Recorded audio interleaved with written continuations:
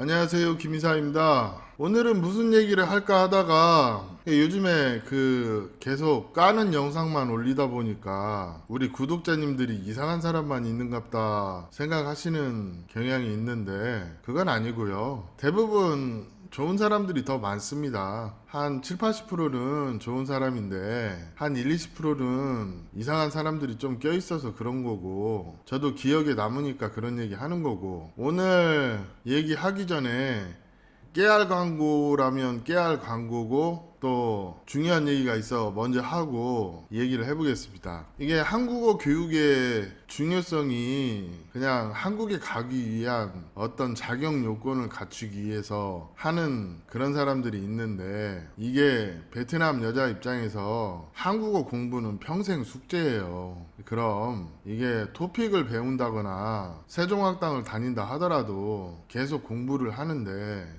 저희가 요즘에 토픽반 한 6명 진행 중인데 다 토픽 2급에 근접한 점수가 나오더라고요. 중요한 거는 공부하는 방법을 알려주고, 토픽을 합격을 하더라도 3급, 4급, 5급, 6급 이렇게 계속 공부할 수 있도록 기본적인 공부 방법을 알려줌으로 인해서 공부에 자신감을 갖게 해주는 그런 측면이 중요하다고 생각해서 하고 있는 거예요. 이런 측면이 한국에 가서도 계속 이어져서 공부를 하면, 혼자 공부하더라도 남편이 옆에서 조금만 도와주면 3급, 4급, 5급, 6급까지 갈 수 있습니다. 그렇기 때문에 토픽 공부의 기본기를 잡아주고 있는 거죠. 그리고 금년에 토픽 10월, 11월 두 번 남아있는데, 제 생각에는 7월 한 중순부터 저희 토픽 시작하거든요. 그거 같이 하시려면 저에게 카카오톡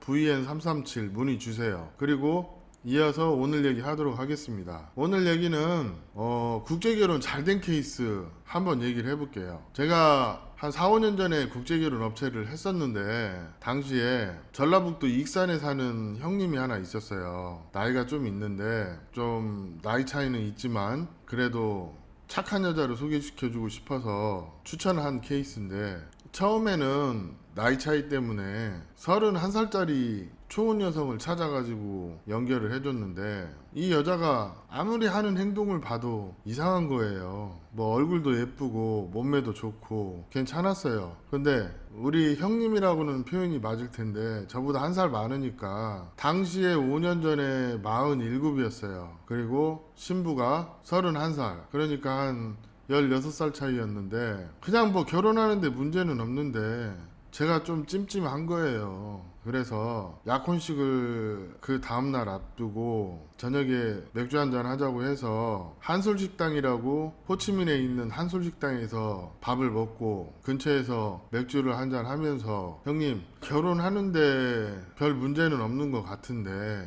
일단 여자가 외모가 좋긴 한데 좀 너무 꾸민다. 보통 통상적으로 이런 여자들은 자기는 꾸밀 줄은 알지만 게으르거나 아니면 결혼해서도 남편 케어를 못하는 그런 경우가 있다. 내가 이 부분을 어디에서 캐치를 했냐면, 신부가 어제 올라와서 호텔에서 하루 묵었는데 우리 통역사가 그 신부가 묵었던 방에 갔는데 빵 먹은 거며 속옷이며 이런 게 널브러져 있고 너무 지저분하더라, 이런 얘기를 좀 해주더라. 그러면 이게 호텔을 사용하는 게 익숙한 여자들은 그냥 하룻밤 자고 그냥 가면 되기 때문에 정리를 안 하는데, 그래도 좀 깔끔하고 괜찮은 여자들은 호텔에서 자더라도 잘 정리를 해요. 그리고 우리가 그 여자랑 하루 자보면 그 다음날 아침이 돼보면 그 여자의 평소 생활 태도를 알 수 있거든요. 정갈한 여자들은 남자가 일어나기 전에 먼저 일어나서 주변 정리 싹 해놓고 깔끔하게 해놔요. 옷을 개놓는다든지 치워놓는다든지 뭐 이런 것처럼. 여자 만나보신 분들은 대충 아는 얘기인데, 이분이 저희 고향에서는 나름대로 좋은 직장 다니고 급여도 괜찮고 그러긴 한데, 여자를 많이 못 만나보신 분이라 제가 솔직하게 얘기를 했어요. 제가 봤을 땐 결혼하는데 문제는 없는데 별로 내용이 안 좋다, 그래 보인다. 그랬더니 그분이 하는 말이, 그럼 동생 말 믿고 나 진행 안 할 테니까 3일 남았는데 여자 한 명만 소개시켜 주이소, 그러더라고요. 다음에 들어와서 결혼하겠다고. 그래서 그 건터에 가면 토일라이라고 있어요. 건터에서 한 30분 거리인데 거기에서 결혼시킨 그 한배 부부 형님의 와이프 조카를 소개시켜줬거든요. 그렇게 이쁘진 않은데 키도 크고 복스럽게 생겼고 그 부모님들이 일하기 때문에 15살 때부터 19살 때까지 집안일을 혼자 도맡아서 했다고 하더라고. 요리도 잘하고. 그래서 그 여자분을 추천을 했고 또 시골에서는 그 여자의 나이가 결혼 정년기에 있는 여자이다 보니까 한국 남편을 소개받고 싶어 기다렸다고 하더라고요. 그렇게 해서 연결이 돼서 지금 아들 하나 딸 하나 잘 낳고 사는데 그렇게 소개받고 바로 전통결혼으로 넘어가서 한 2, 3개월 교제하고 결혼한 그런 케이스? 이게 잘 풀린 케이스예요. 업체 결혼할 때. 그리고 그분도 그 첫 번째 여자가 굉장히 예뻤고 두 번째 여자가 그냥 평범하게 생겼는데도 자신은 집에서 살림해줄 여자가 필요하고 아이들 키워줄 여자가 필요하기 때문에 그렇게 선택을 했고 그때도 토픽으로 공부해가지고 진행을 했는데 제가 당시에도 그 여자분한테 이거 외국인에게 한국어는 평생 숙제와 같기 때문에 공부가 끝나더라도 한국에서 계속 토픽 공부를 했으면 좋겠다. 그리고 너는 내가 사는 동네 바로 옆 동네니까 내가 늘 검사를 하겠다. 그러니까 웃더라고요. 근데 한국에 가서도 꾸준히 공부를 했대요. 지금 5급이에요. 요즘도 일주일에 한 서너 시간은 꾸준히 공부하고 있고 시험은 계속 봐요. 이게 이 토픽이 몸에 배면 그냥 그렇게 부담 안 느끼면서 공부하면서 시험 봐요. 그러는데 뭐 그 사이에 식당도 다녔고 공장도 다녔고 그러면서 한국말이 많이 늘었고 그에 따라서 필요한 한국 공부도 꾸준히 하다 보니까 벌써 5급이 된 케이스. 그리고 아기들도 엄마가 말을 잘하기 때문에 그렇게 어눌한 거 없이 유치원 다니고 또 제가 이분한테 그랬어요. 와이프가 외국인이다 보니까 아이들의 사회성에 문제가 있을 수 있으니까 2살만 되면 영유아반부터 해가지고 유아원, 유치원 다 보내라.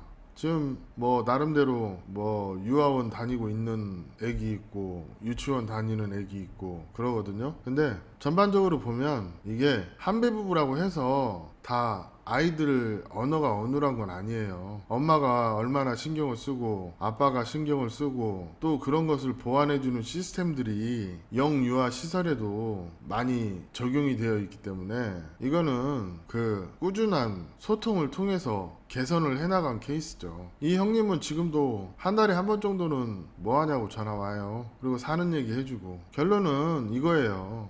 어떤 분들은 소개시켜 주면 그걸로 그냥 딱 인연 끊어버리시는 분들도 있고 어떤 분들은 사는 얘기 하면서 연락 오시는 분들이 있는데 벌써 5년 6년 차 돼가는데도 꾸준하게 연락하면서 간혹 이런 고민거리가 있다 얘기하면 그에 맞춰서 다른 한배 부부 사례 얘기해주고 그렇게 얘기를 이어가다 보니까 그런 대로 잘 풀리시는 분들도 있어요.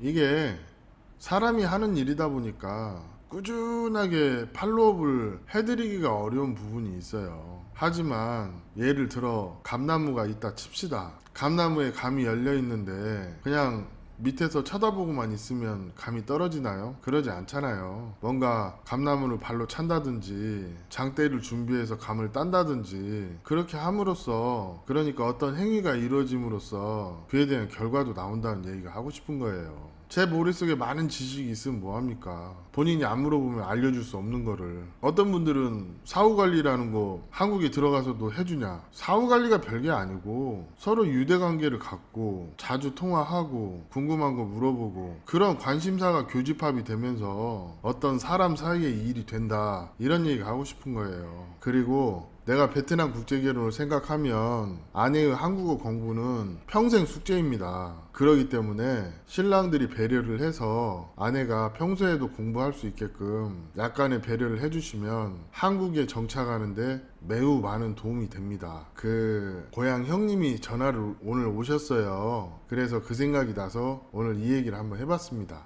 오늘 이야기는 여기까지 하겠습니다. 감사합니다.